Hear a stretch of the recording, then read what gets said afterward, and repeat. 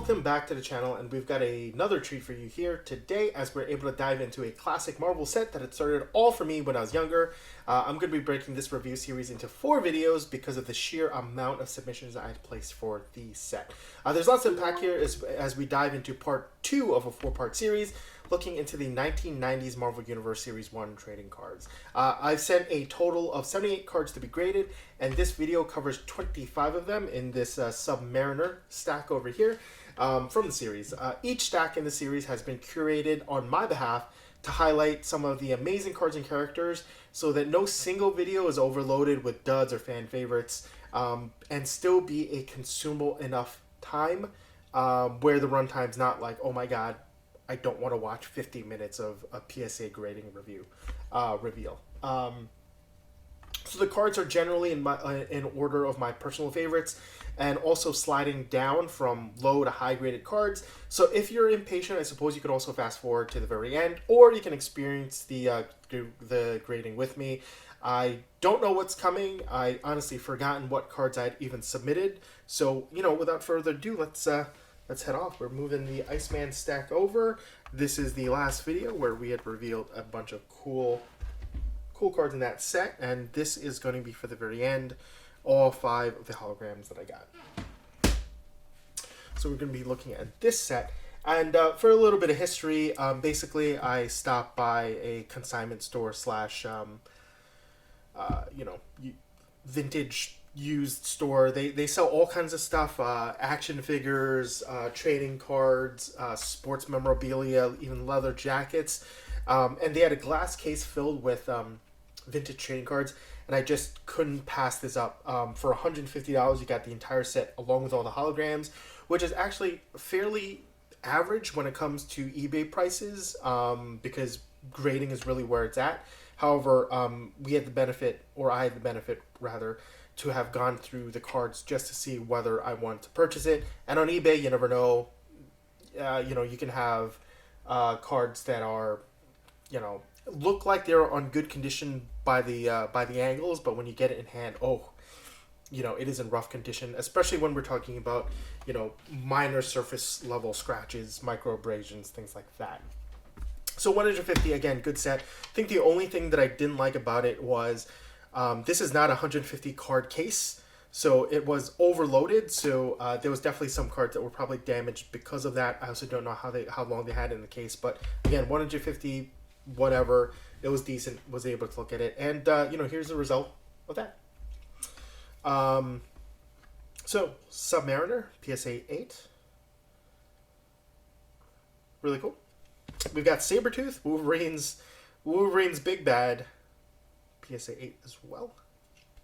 I did not get many PSA 8s in the other one, and because it's been broken out in a specific way, I kind of have an idea of how many 9s, 8s, and 10s I'm going to be getting. I think if I'm lucky, this bottom quarter or third would be PSA 10s. But here we go. We got our first PSA 9 in Spider-Man Presents Dr. Doom. And this is a comic strippy kind of introduction to Dr. Doom. Very cool. Incredible Hulk, number 181, which is the first appearance of Wolverine. And Wendigo, which nobody cares about. Very cool. Got Famous Battles, PSA 9. Fantastic Four versus Dr. Doom, which we are hoping Pedro Pascal, as well as the rest of the Fantastic Four crew, right after they get done wiping the floor with Silver Surfer and Galactus, that they'll move on to Dr. Doom over there. Here's Silver Surfer versus Thanos, a matchup that we did not get to see in the Marvel Universe, but happens quite a bit in the Marvel comic universe. Very cool there. Another famous battle, Iron Man versus Titanium Man. 2 different types of metals.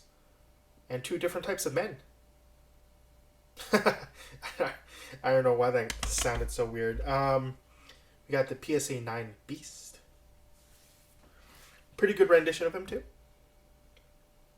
Although I think on a personal level, if your fur is blue, I prefer your pants to be a different color so that I know that you're not just naked when you're just walking around on campus. Thanks, Beast.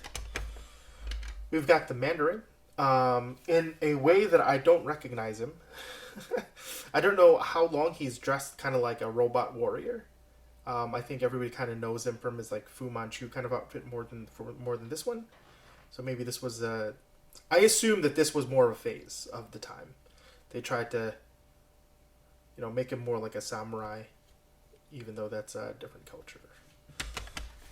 Oh, gross. Even if this was a PSA 10, this would not be worth a lot of money. This is Aunt May, an old woman, and for some reason she's a superhero.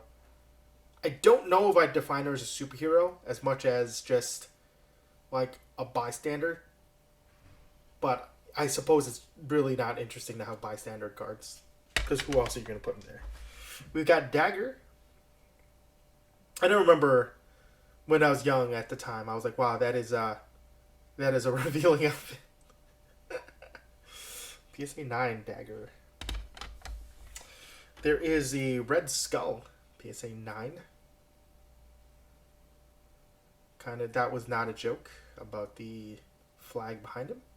And I believe, I'm not 100% sure, but I know there are some companies that refuse to grade things that may be seen as Nazi memorabilia. And I'm not sure whether Marvel gets away with it, because you can't see, like, everybody knows that's a swastika, but it is blocked by a lot of things, so you can even argue that maybe it wasn't. Although actually, there's pretty clear swastikas under that plane. So I guess PSA is not one of those companies. I just know that they're, at least in Germany, you cannot sell Nazi memorabilia. I don't know. I forgot what the rules are in the United States, but yeah. Obviously, that's not the reason I got this card graded. Just Red Skull. That's who he is. He's a Nazi. He's a bad guy. Clear bad guy. Although nowadays, with some people, maybe not clear enough. Baron Zemo. Another clear bad guy in the PSA 9. He's gotten his, I don't know what you want to call this. He's a little sprayer, pesticide sprayer, I guess. PSA 9 Archangel. Also, one of my favorite characters when I was younger, because I thought it was so great for a character to have wings, because I always thought it was so much more dynamic than just being able to fly on your own like Superman. Very visual, so very cool. We've got PSA 9 Dr. Octopus. May not be the most visually exciting supervillain, but definitely one of the most challenging for the Spider-Man. Speaking of challenging, we've got Bullseye, PSA 9. Very cool card. Very dynamic pose. And PSA 9 Black Panther. Very cool. Classic look. Oh. If this was a PSA 10. PSA 9 Spider-Man. But extremely classic. Very, very classic look. I would love this as a poster. I've seen it before, although I don't know whether it's an official poster or just like a blown up, knockoff. But very, very cool. He's gotten to so many fights. He's won sort of most of them. 58%. That's almost the passing grade. Actually, no. I think that's usually a failing grade. Well. Oh, hey. Our first PSA 10 of the stack. We've got Thor versus Surtur. Surtur Perfect Sleeper? Is that? I don't know. I don't really know what's going on. We've got Mephisto. PSA 10. Looking grumbly, upset. Listen, guy, you got a PSA 10. Be happier than that. We've got the first Kree Skull War, also PSA 10. Did I say Skrull or Skull? I think I might have said Skull. Anyway, we've got the Avengers, all the Avengers back there. Very cool. We've got the Wasp, PSA 10. You can tell she's small because that's a microphone, a magnifying glass. I think I was trying to think of the word microscope, but I don't think that looks like a microscope. We've got one of Spider-Man's big bads in Electro. Very cool.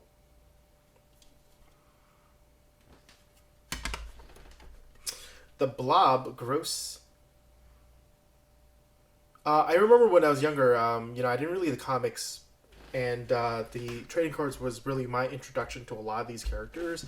And the way I read the visual representation of the Blob in this is that his flesh could absorb things almost like water, which I think it's just that he's so fat that it's just not penetrating the skin. But at first I thought it was like droplets on water. What are you gonna do? But very gross. His eyes like there's like a bursted blood vessel. So very gross. Oh wow, nice. Very happy with this. I don't even care about whatever I was gonna mumble about the Blob. I got a PSA 10 Venom. Wow. And this does look like Peter Parker. That's under the Venom name strip or whatever you want to call it. Very cool. PSA 10 Venom. Wow. Very happy about that. If I can find recent comps, I will post them all up in the video. Honestly, you should have been seeing it all the way through anyway. For the cards that I could find. If I couldn't find a card, then I'm not going to speculate. Very, very cool. Very happy with that. But I do want to highlight, however, before we close the video, all the Marvel stuff that I'm going through now leads into this. The same cards that you saw me go through on the table today. But it's my very own sealed box. Will I be able to get tradable holograms? Will I get any holograms at all? It's a crapshoot. Be sure to like and subscribe to get notifications of upcoming videos. And feel free to leave a comment about what trading card sets you remember opening as a kid. I also do put up a lot of stuff on eBay, so check out my store, Lots to Unpack, all one word, on eBay. And maybe you can catch an auction and throw a little bit of money my way, because all this collecting does take up quite a bit of money. So what were your favorite cards from this graded lot? Did you send cards in to get graded with PSA, and how did that turn out? Did you grade some of the same cards that I did? Leave a comment, let me know. Thanks for watching, and well, good luck on your next submission.